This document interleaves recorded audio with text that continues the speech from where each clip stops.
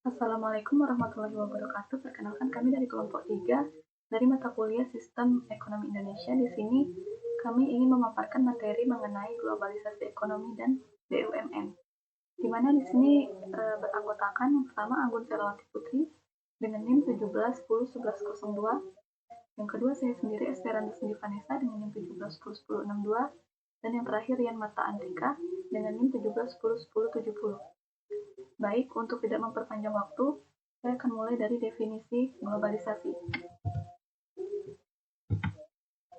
Globalisasi adalah pengintegrasian internasional individu-individu dengan jaringan-jaringan informasi serta institusi ekonomi sosial dan politik yang terjadi secara cepat dan mendalam pada informasi serta institusi ekonomi sosial dan politik yang terjadi secara cepat dan mendalam pada takaran yang belum pernah dialami selama sejarah dunia sebelumnya.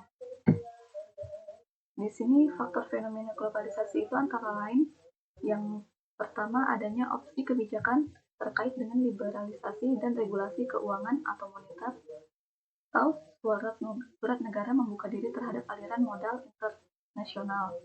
Yang kedua, perkembangan teknologi komunikasi atau IT yang memfasilitasi pergerakan dan melewati batas negara.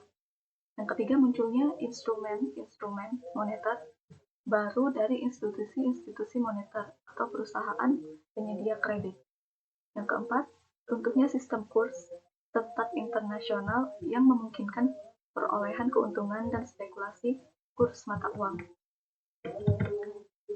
Selanjutnya ini definisi globalisasi ekonomi, di mana globalisasi ekonomi terjadi pada kegiatan finansial, produksi, investasi, perdagangan yang berpengaruh pada hubungan antar bangsa dan hubungan antar individu dalam segala aspek kehidupan. Hubungan antar bangsa menjadi lebih sering tergantung, yang bahkan menjadikan ekonomi dunia menjadi satu sehingga seolah-olah antara negara dalam kegiatan perdagangan bisnis tidak ada lagi. Globalisasi ekonomi ditandai dengan makin menipisnya batas-batas investasi atau pasar secara nasional, regional, ataupun internasional.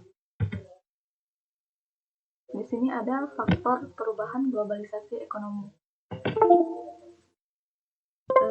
Yang pertama itu produk nasional kotor atau GNP tumbuh dan meningkat dengan cepat, terutama di negara-negara maju.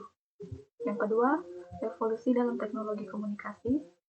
Dan ketiga, kekuatan-kekuatan yang mempermudah munculnya perusahaan besar berskala global.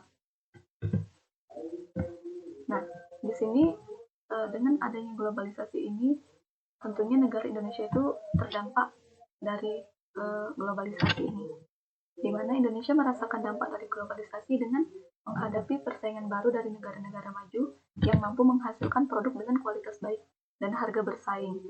Sedang produk Indonesia sulit masuk ke pasar negara maju karena dihambat dengan pencabutan fasilitas kemudahan ekspor yang bernama Generalized System of Preference atau GSP.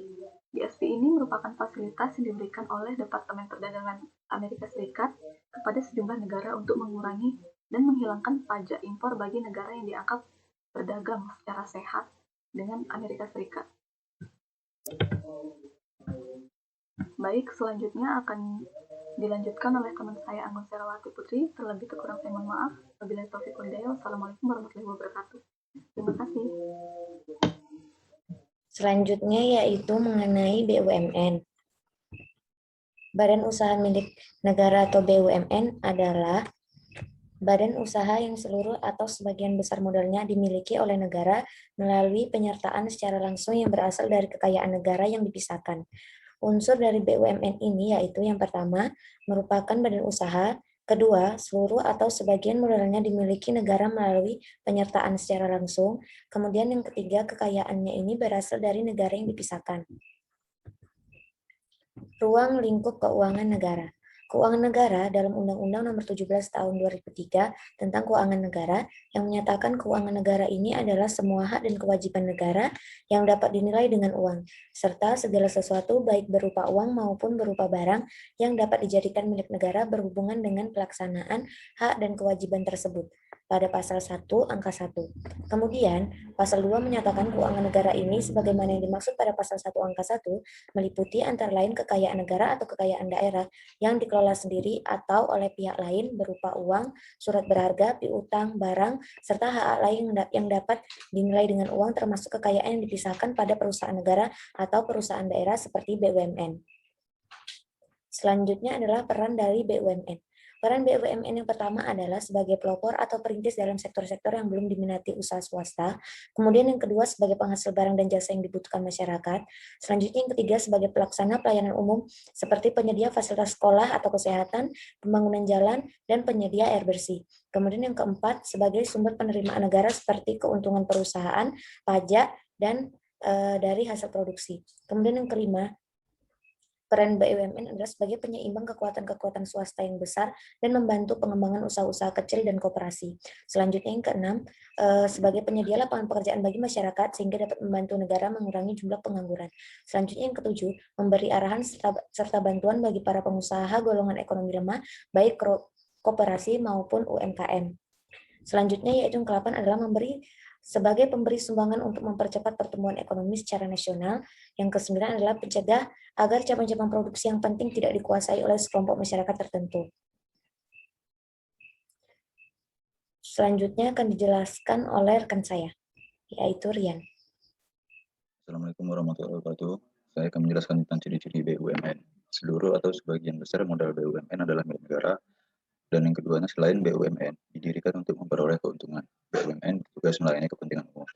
Dan yang ketiga, pengawasan BUMN, baik secara hierarki maupun secara fungsional, dilakukan oleh pemerintah.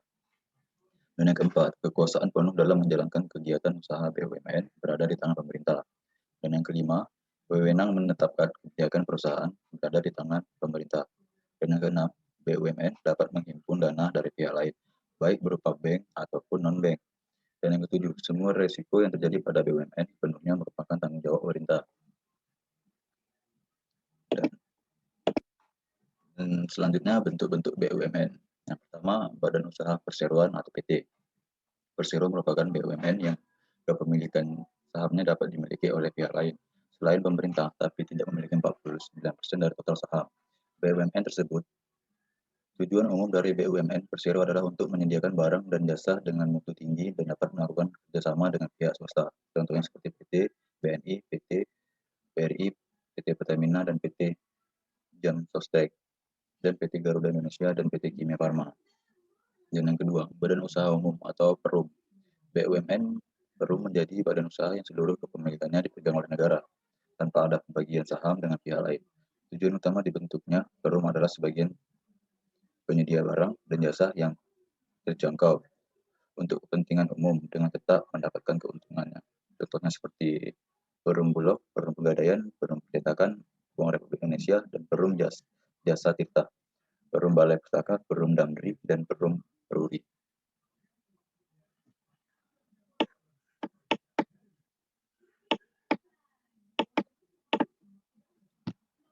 Dan ini kelebihan dan kelemahan BUMN. Kelebihan BUMN meliputi yang pertama, memantau keberadaan usaha lainnya agar dapat berusaha lebih baik, dan yang kedua, berusaha pada sektor-sektor yang menguasai hajat hidup orang banyak, dan yang ketiga, memiliki kekuatan hukum yang kuat. Dan yang keempat, organisasi disusun dengan baik, dan yang kelima, menyediakan barang dan jasa publik untuk kesejahteraan masyarakat, dan yang keenam, salah satu sumber pendapat negara. Kelemahan BUMN diantaranya yaitu yang pertama, BUMN lambat dalam pengambilan keputusan karena pemilik atau pemegang saham atau pemodal adalah pemerintah, sehingga untuk memutuskan sesuatu harus melalui birokrasi yang berbelit. Dan yang kedua, maju dan mundurnya BUMN tergantung pada niat baik para penentu kebijakan pada BUMN. Sekian dari presentasi saya.